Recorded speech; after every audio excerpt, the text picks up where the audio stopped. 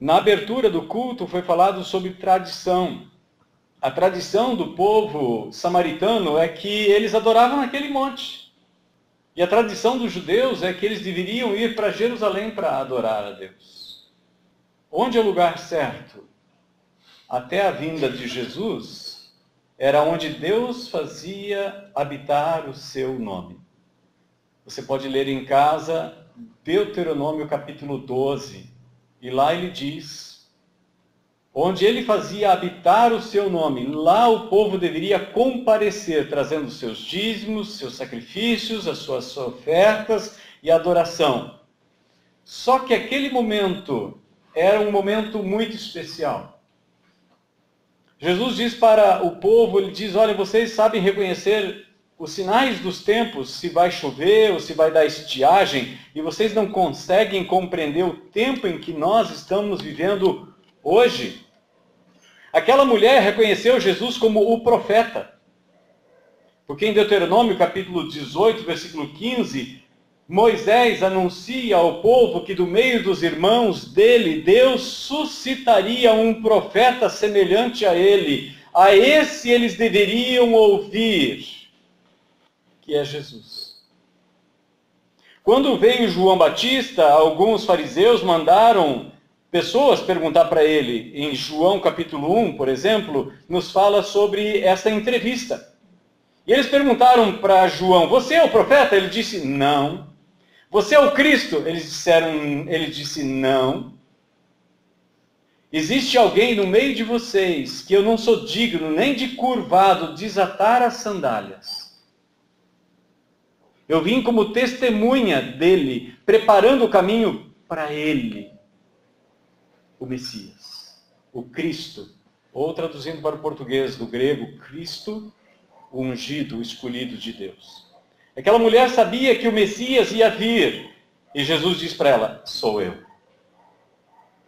Ele não deixou ela em suspenso. Na verdade, o que ficou naquele poço de Jacó, perto de Sicar, foi o cântaro de água dela. Porque Jesus saciou a verdadeira sede que ela tinha. A sede da graça de Deus. Então ela largou o cântaro ali, foi para a vila de Sicar e anunciou para todo mundo veio ali para ouvir Jesus. E por 2 dias, Jesus ficou naquela vila, anunciando o Evangelho. O Evangelho de Marcos, ele nos fala sobre o poder da pregação da palavra de Jesus. O poder da palavra de Jesus. Até aquele momento, o povo de Deus adorava a Deus oferecendo sacrifícios. Mas Jesus diz para aquela mulher, o Pai está procurando adoradores que o adoram não com sacrifícios de animais, mas que o adoram em espírito e em verdade. Jesus veio. Outro domingo nós falamos que Jesus foi tornado por Deus o nosso sumo sacerdote. E quando nós cremos no Senhor Jesus, nós também somos separados por Deus para sermos sacerdócio real. É o sacerdócio universal de todos os crentes. Cada um de nós agora podemos entrar na presença de Deus no nome de Jesus. E é por isso que ele disse, ninguém vem ao Pai a não ser por mim. Só existe um meio de você chegar ao Pai. Quando nós oramos e dizemos em nome de Jesus, não é um clichê. Não é uma frase de efeito. Clichês são aquelas frases prontas que nós acostumamos a dizer. E aí, tudo bem? A pessoa, tudo bem. Mas quando você começa a conversar com a pessoa, você percebe que ela não está bem. Está tudo mal. E pode piorar. Mas na hora a pessoa usa um termo comum a todos. Tudo bem. Jesus veio mudar a história daquela mulher. Não é por quanto que nós sofremos ou pagamos pelos nossos pecados. Não. É por causa do sacrifício de Jesus em nosso lugar.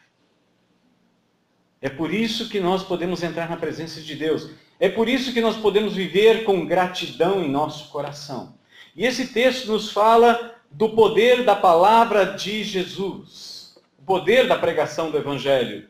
O Evangelho de Marcos, ele traz o princípio do ensino do início ao fim. Ele começa no capítulo 1, no verso 1, dizendo: princípio do Evangelho de Jesus Cristo, Filho de Deus. Conforme está escrito no profeta Isaías: estou enviando à sua frente meu mensageiro que preparará teu caminho. Voz do que clama no deserto: preparai o caminho do Senhor, endireitai suas veredas. Isso é referência a João, conhecido como o batizador ou o batista. E Jesus assume o ministério no versículo 15 desse mesmo capítulo, dizendo: completou-se o tempo, o reino de Deus está próximo, arrependei-vos e crede no Evangelho. Jesus continuou pregando, mesmo no capítulo 1, ele nos diz que, no versículo 27, todos se maravilhavam a ponto de perguntarem entre si: o que é isso? Um novo ensino? Com autoridade? Ele ordena aos espíritos impuros e eles lhe obedecem? Apenas com a palavra? Não tem mais um sacrifício de um animal, derramamento de sangue, faz isso, faz aquilo, espera 7 dias. Ele simplesmente dá ordem e tudo acontece? O poder da palavra de Jesus. Jesus é o Filho de Deus. Ele veio com um propósito. Você tem esse propósito no versículos 35 a 39. De madrugada ainda, do capítulo 1, de madrugada ainda, bem escuro, Jesus levantou-se, saiu e foi a um lugar deserto e ali começou a orar. Então Simão e seus irmãos, seus companheiros, saíram para procurá-lo. E quando o encontraram, disseram-lhe: todos te procuram. Jesus lhes respondeu: vamos a outros lugares e povoados vizinhos, para que também eu ali pregue.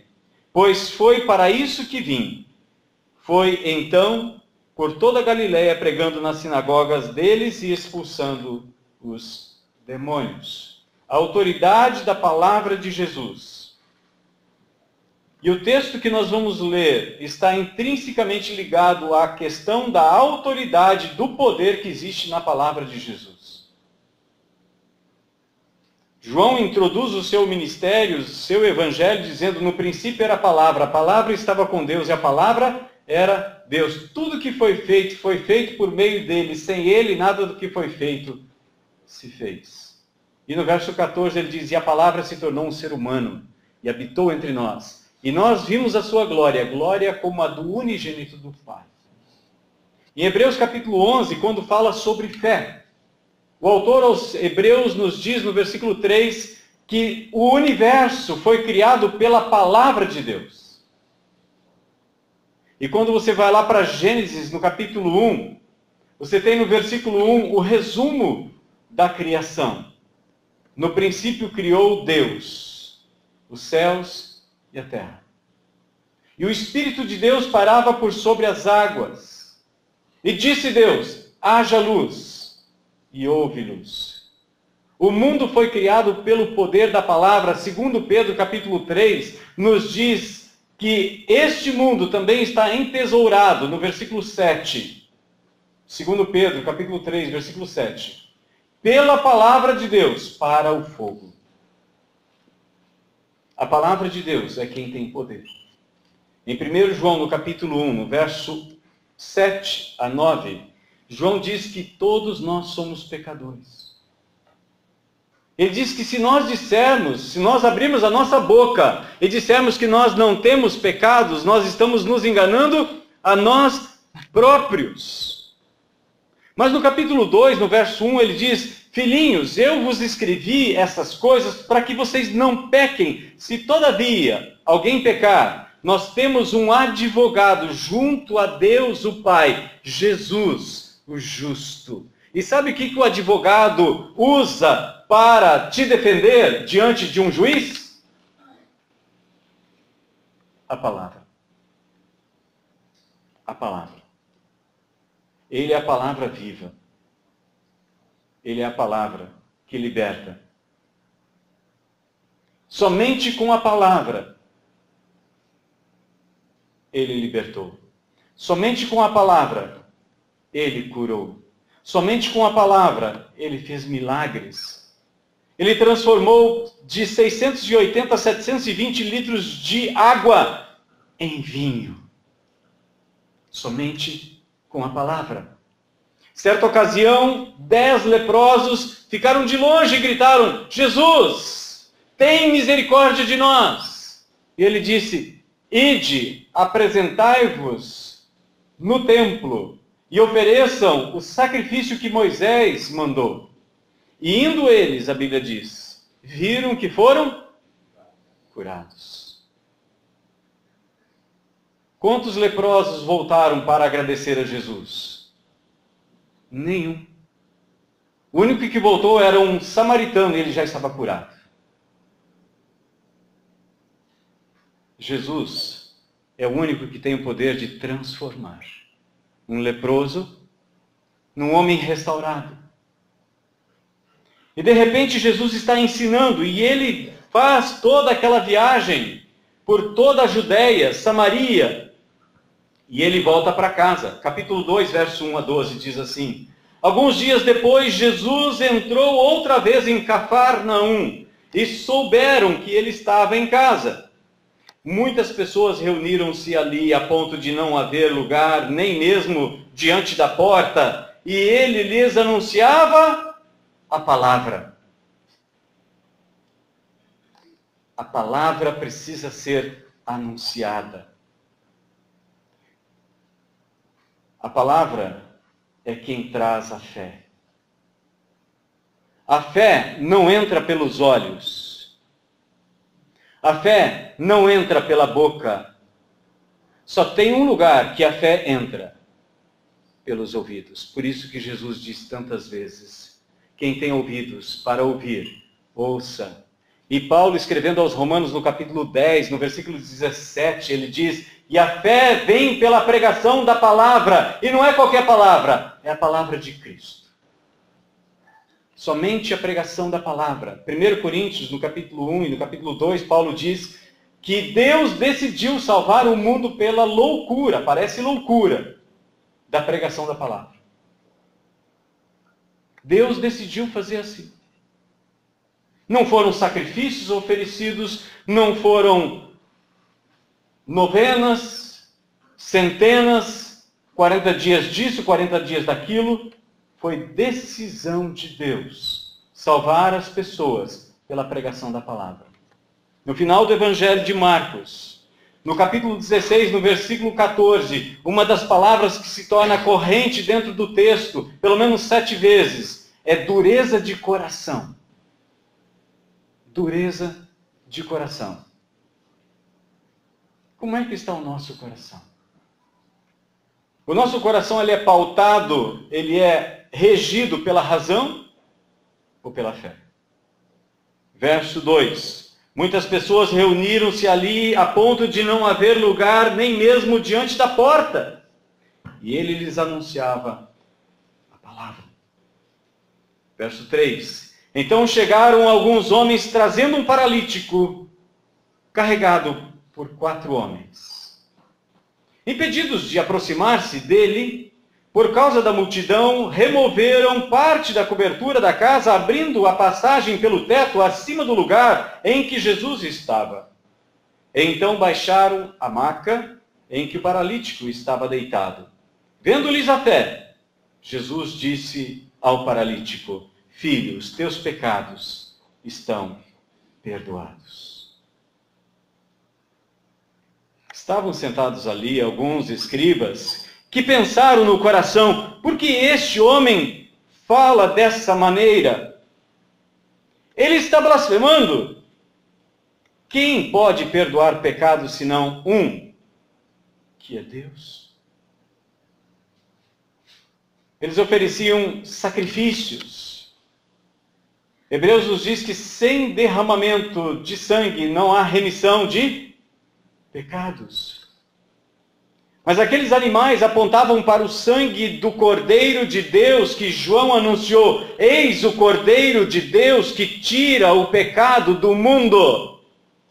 E pela sua palavra ele disse: filho, os teus pecados estão perdoados.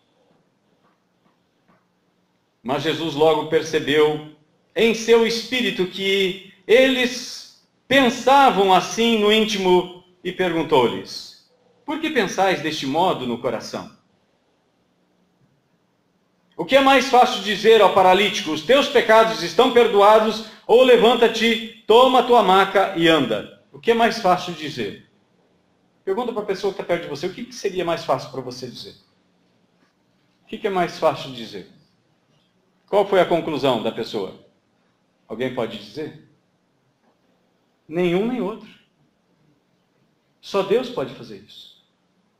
Porque é fácil dizer. Você chega lá na praça, tem um paralítico sentado ali.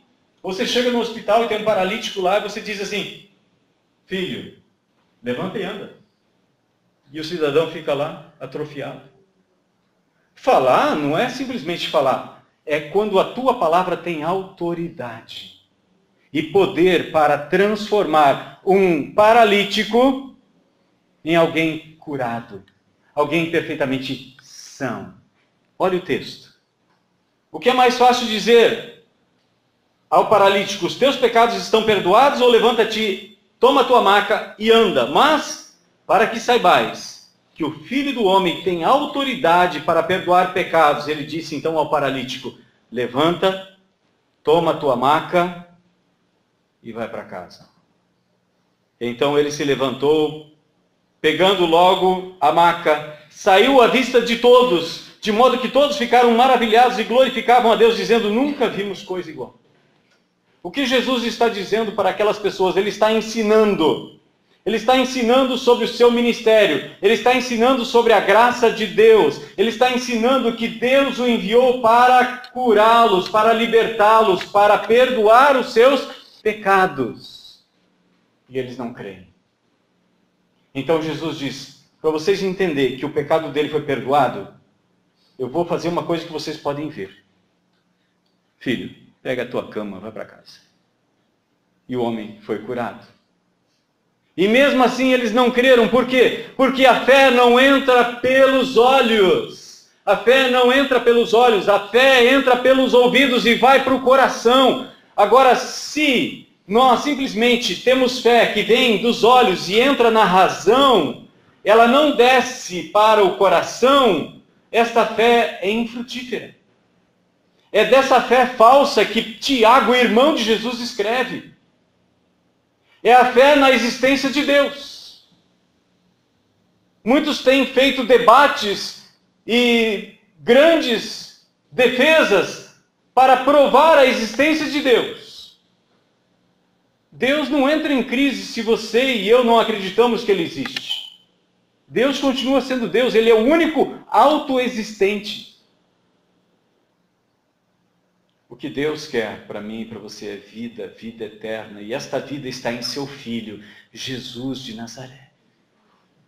E é isso que tem que ser anunciado ao mundo. Jesus veio anunciar a palavra. E ele pregou. E no final, no versículo 14 do capítulo 16, ele diz: por que o coração de vocês está endurecido? Ele havia dito para eles: eu vou morrer, 3 dias depois eu vou ressuscitar. E ele ressuscitou e eles não acreditaram. Mas em lugar de repreender os discípulos, dizer para eles: vocês estão reprovados, ele disse: agora vocês são testemunhas. Vocês são testemunhas.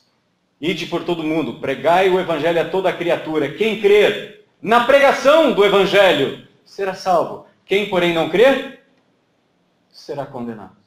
Simples assim. É a palavra de Deus. A mesma palavra que criou o mundo. É a mesma palavra que vai transformar a nossa vida. Nós somos chamados como? Como é que alguém sabe que está sendo chamado? Ele ouve alguém o chamar. E esse que nos chama é o Espírito Santo. 1 Pedro capítulo 1, no verso 23, nos diz que nós nascemos de uma semente corruptível dos nossos pais. Mas nós fomos regenerados por uma semente incorruptível, que é pelo Espírito Santo de Deus, pela palavra. E o versículo 24 e 25 ele diz: todo homem é como a erva, e a sua glória é como a flor da erva. Seca-se a erva, mas a palavra do Senhor permanece para sempre. Quando Jesus fala da sua vinda, ele diz: vai passar o céu e a terra. Isso aqui vai desaparecer, mas a minha palavra não vai passar. Ela vai se cumprir. E Deus zela para que a sua palavra se cumpra. Deus é fiel. Na sua carta para Timóteo, para o jovem pastor Timóteo, Paulo diz o seguinte: ainda que nós sejamos infiéis, ele permanece fiel, porque não pode negar-se a si mesmo. Por isso nós podemos confiar na graça e no perdão de Deus. Porque não depende de nós, depende de Jesus. E Ele é gracioso para nos socorrer nas nossas fragilidades.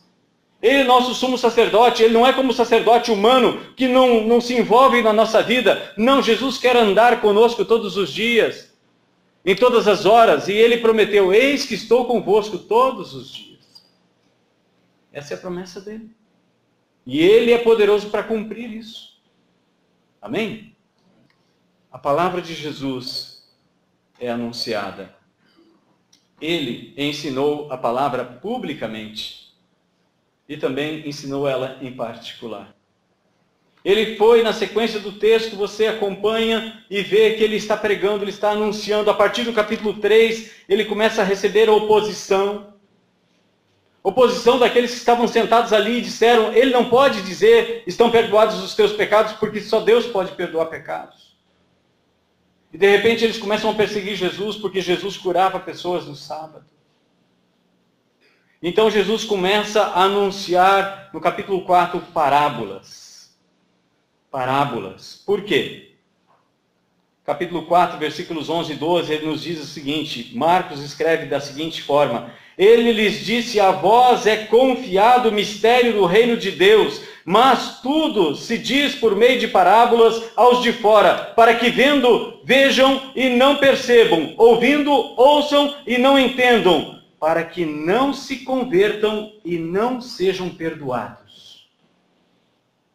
Quando a pessoa rejeita Jesus, quando a pessoa rejeita o Espírito Santo de Deus, não há como ela entender a palavra de Deus. É por isso que Jesus disse aos seus discípulos: é melhor para vocês que eu vá, porque se eu não for, o Espírito Santo não vem. Eu tenho muita coisa para ensinar para vocês, mas vocês não vão entender se o Espírito Santo não vier. Nós dependemos da ação do Espírito Santo na nossa mente, para que nós não sejamos racionalistas. Jesus ensinou a sua palavra publicamente e em particular. No mesmo capítulo 4, ele nos diz que ele ensinava, versículo 33 e 34, dirigiu-lhes essa palavra, como muitas outras parábolas, como essas, conforme conseguiam compreender, e não lhes ensinava sem usar parábolas, mas explicava tudo a seus discípulos em particular. Então Jesus se empenhou para ensinar. Ensinar publicamente, ensinar em particular. Nós aprendemos publicamente, quando vimos aqui a casa do Senhor, ouvimos a pregação da palavra, a exposição da palavra, mas também nós aprendemos em particular, quando nós nos reunimos um pequeno grupo, e ali nós conversamos. Quando você senta na sua casa, lá no seu quarto, você abre a Bíblia, você começa a orar, você começa a ler, Jesus se faz presente. Quem crê? Amém. Jesus veio anunciar a palavra. Ele empenhou esforços e tempo para a divulgação da palavra. Muitos rejeitaram a sua palavra. É verdade. Muitos não creram. Muitos preferiram rejeição à fé. E nós já falamos sobre isso aqui. Jesus crido e Jesus rejeitado. É o mesmo Jesus. No capítulo 12, verso 48 de João, Jesus disse: eu não julgo vocês. As palavras que eu prego, as palavras que eu estou ensinando, essas é que vão julgar no último dia. Você quer saber como é que Deus vai julgar a gente? Quem tem Bíblia aí? Levante a Bíblia assim. Está aí o livro que Deus vai julgar você. Se quer conhecer como é que pode se livrar do juízo? Está aí. Como se livrar. Está tudo aí. Para nós, é a nova aliança. É Cristo Jesus. Para o povo judeu, é a antiga aliança. É a antiga aliança. Para nós, é o tempo da graça de Deus. E é o amor de Cristo, Paulo fala. É o amor de Cristo que nos constrange. E agora nós queremos andar com Ele. Muitos rejeitaram. A incredulidade estava presente no coração dos ouvintes. A mente pautada pela razão tem o poder de rejeitar a fé. A mente que é coordenada pela razão rejeita a fé. Aquilo que nós podemos entender pela nossa razão não se transforma em fé. Não é crer para depois entender. E não é entender para depois crer. É porque creio, entendo. Porque a razão humana não pode absorver o Espírito de Deus. 1 Coríntios, no capítulo 2, no versículo 14, Paulo diz que o homem racional, o homem natural, não pode entender as coisas de Deus. E no versículo 15 e 16, ele diz que nós recebemos a mente de Cristo. A mente de Cristo. No mesmo capítulo, no versículo 9, ele nos diz, porque jamais penetrou no coração humano, na mente humana, o que Deus tem preparado para aqueles que o amam. No versículo 10, então ele diz, mas Deus nos revelou pelo Espírito Santo. Porque o Espírito perscruta todas as coisas, até os segredos de Deus. E Deus nos revela. E sabe onde é que está revelado o segredo de Deus? Na palavra. Deus não ocultou nada de nós. No Antigo Testamento, o Espírito Santo vinha sobre o sumo sacerdote, ele vinha sobre o rei e ele vinha sobre os profetas. Mas o profeta Joel anuncia que no tempo da igreja, o Espírito Santo seria enviado para toda a carne. Para todos. Para que nós compreendamos a palavra de Deus. Não é o poder de uma casta ou de um grupo que tem o poder de conhecer a palavra de Deus e os outros são desprezíveis ou desprezados. Nós temos a liberdade de interpretação da palavra de Deus. Nós vamos responder diante de Deus por essa liberdade que nós temos. Tiago nos diz que nós não estamos pautados pela lei do Antigo Testamento, mas pela lei da liberdade. Como é que nós temos usado a liberdade de chegar diante de Deus? Como é que nós temos usado a liberdade de entender e estudar a palavra de Deus, de nos relacionarmos com Deus? A palavra de Jesus tem poder. Primeiro, ela tem poder para perdoar pecados. Segundo, ela tem poder para confrontar a incredulidade. Terceiro, ela tem poder para libertar e curar. E quarto, ela tem poder para fortalecer a fé. Como é que você está lendo a palavra de Jesus? Muitas vezes nós chegamos diante da palavra com incredulidade no nosso coração e precisamos ser humildes e dizer como aquele pai daquele menino em Mateus capítulo 17, quando Jesus desce do monte da transfiguração junto com Pedro, Tiago e João. Eles chegam no cume do monte, chegam ali na base do monte e tem uma discussão. Então o pai traz o filho dele, um adolescente, possesso de um demônio. Ele diz para ele, Senhor, se podes. Jesus disse, se podes? Tudo é possível ao que crê. Os discípulos perguntaram para Jesus, por que nós não conseguimos expulsar esse demônio? Jesus disse, por causa da vossa pouca fé. Por causa da fé. Vocês não creram.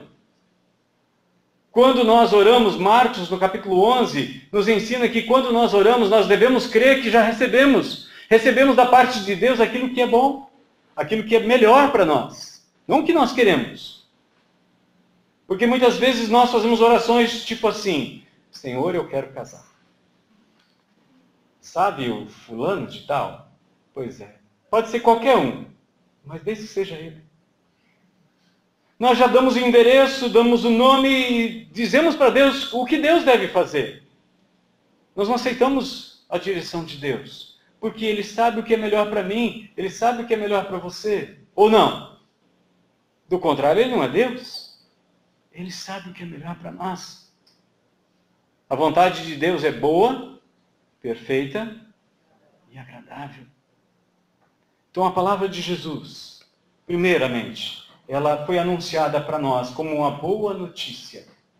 Os teus pecados foram perdoados na cruz do Calvário.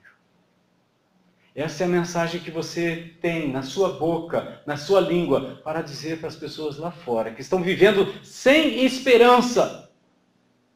Anunciar o amor de Deus em Cristo Jesus, que os seus pecados estão perdoados. É isso que Jesus viu aquele homem paralítico. Ele viu a confiança e a fé daqueles homens. Mas ele disse para o paralítico: filho, os teus pecados estão perdoados. A palavra de Jesus confronta a incredulidade. E nós precisamos dizer como aquele pai, diante de Jesus, que respondeu para ele: se podes, tudo é possível ao que crê. E aí o pai disse: sim, Jesus, eu creio. Me ajuda na minha falta de fé.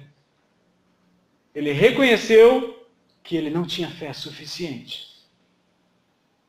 Em Lucas capítulo 17, Jesus diz que nós devemos perdoar as pessoas sempre. Se no mesmo dia alguém vir e te ofender, e naquele mesmo dia 7 vezes ele fizer isso, você deve dizer para ele: está perdoado. E aí os discípulos pediram para Jesus: Senhor, aumenta a nossa fé. Aumenta a nossa fé. Os discípulos pediram somente 2 coisas para Jesus: aumente a nossa fé e nos ensina a orar. Nos ensina a orar. Porque quando você ora, você está exercitando sua fé. Porque você está colocando seus pedidos na mão daquele que tem poder para fazer as coisas. Amém? A palavra de Jesus tem poder para perdoar os pecados, para confrontar a incredulidade, para curar, libertar e para fortalecer a nossa fé. Nós queremos orar agora. Eu não sei como você lê a Bíblia. Se você lê a Bíblia apenas por desencargo de consciência, não li a Bíblia hoje, Deus vai me castigar. Fica tranquilo, Deus não vai fazer isso. Ele não joga um raio do céu no seu pé quando você se esquece de ler a Bíblia. Sabe quem está perdendo? É você. Mas você deve olhar para a palavra de Deus como uma fonte de um alimento que não tem fim. Você deve olhar para a palavra de Deus, para a Bíblia, como aquela água que mata a nossa sede. Você deve buscar a Deus mais do que você busca a prata e o ouro. E olha que alguns aqui levantam de madrugada para buscar a prata e o ouro, não é? E passam lá 8 horas lá no emprego. Tá difícil, aguenta o rojão. Mas está lá, pagando o pato para poder trazer a prata e o ouro para casa, para trazer o alimento para dentro de casa. E nós deveríamos buscar a Deus mais do que nós nos empenhamos no nosso emprego. Mais do que nós buscamos o ouro e a prata. Busque o Senhor dessa forma. Seja sincero na presença do Senhor. Seja verdadeiro na presença do Senhor. E diga para Ele: Senhor, eu não tenho fé. Me ajuda na minha falta de fé. Eu não acredito que essa situação possa mudar, mas eu estou colocando na tua mão e confio que o Senhor vai dar a direção certa. E espera para ver. E espera para ver. E de repente você vai se surpreender porque Deus responde às orações. Então cuidado com o que você pede. Cuidado com o que você pede. Deus ouve as nossas orações. Deus ouve. Deus é justo. Deus é bom. Amém? Ore ao Senhor. Peça que a palavra dele venha no seu coração. Que ela produza vida. Assim como Jesus produziu vida na vida daquele homem. As pessoas que estavam ali se alegraram. Mas não se alegraram tanto quanto aquele aleijado. Concordam comigo? A gente se alegra vendo o outro recebendo bênçãos de Deus, mas quando nós recebemos a bênção de Deus, oh glória, é maravilhoso. Eu não sei qual é a necessidade que você tem hoje. Aquela mulher que foi lá no poço precisava de água. Aqueles homens que estavam carregando aquele paralítico precisavam de acesso para chegar à presença de Jesus. E eles tiveram trabalho para poder construir esse acesso. Aquele paralítico precisava não só da cura, ele precisava do perdão dos pecados dele também. E Jesus nos oferece tudo isso. Coloca seu coração diante de Deus nessa hora. Senhor Jesus, aqui está aqueles que o Senhor chamou para estar contigo. Assim como naquela casa em Cafarnaum estava tão cheia, que não havia espaço para que aqueles homens trouxessem aquele paralítico diante do Senhor. E o Senhor, com toda paciência e grande amor, continuou ensinando aqueles homens, mesmo que fossem duros de coração, assim como os próprios discípulos, tantas vezes o Senhor disse para eles, por que vocês têm um coração tão duro? Talvez o Senhor esteja olhando para mim e para os meus irmãos agora e dizendo, por que você tem um coração tão duro? Amolece esse coração, creia, confia em mim. Se você crê em Deus, creia também em mim. Olha para o nosso coração nesta hora. O Senhor conhece cada um de nós aqui individualmente. O Senhor conhece os nossos particulares. O Senhor conhece o nosso secreto. Só o Senhor pode nos conhecer mais do que nós mesmos. Por isso, se tem necessidade de perdão, Senhor, libera essa palavra de perdão diante do Pai. Assim como o Senhor é o nosso advogado junto ao Pai, libera essa palavra de perdão sobre este coração, que essa pessoa possa ir para casa aliviada da sua culpa, do seu pecado. Se há necessidade de cura física, assim como o Senhor disse para aquele homem, Senhor, libere uma palavra ao coração daqueles que estão necessitados de uma cura, de uma libertação. Senhor Jesus, faz a tua obra no meio da tua igreja. Senhor, queremos andar na tua presença, porque o Senhor está presente. Não queremos nós nos afastar do Senhor, mas queremos andar na tua presença. Manifesta a tua graça neste lugar. Oh, venha sondar-nos. Venha, Senhor, fazer de nós a sua morada.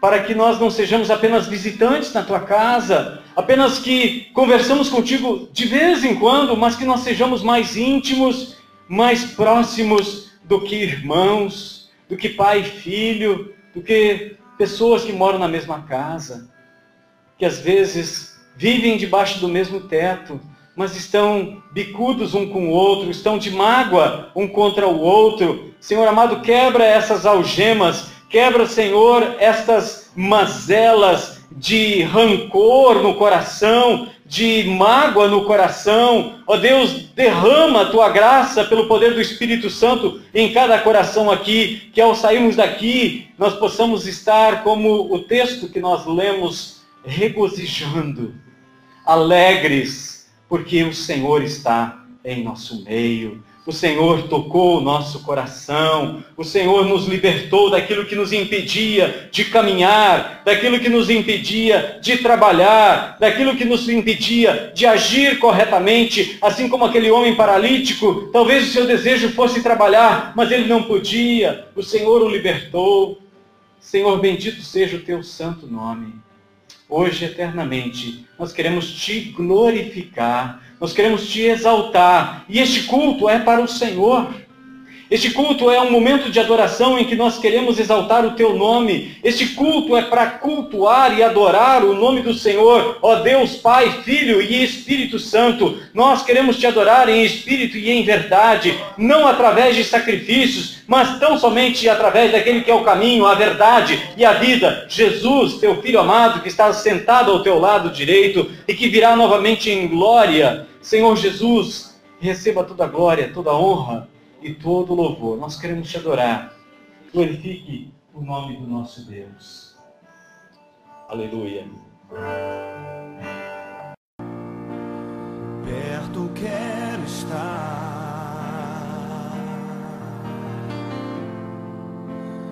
junto aos teus pés, pois prazer maior não há que me render e te adorar.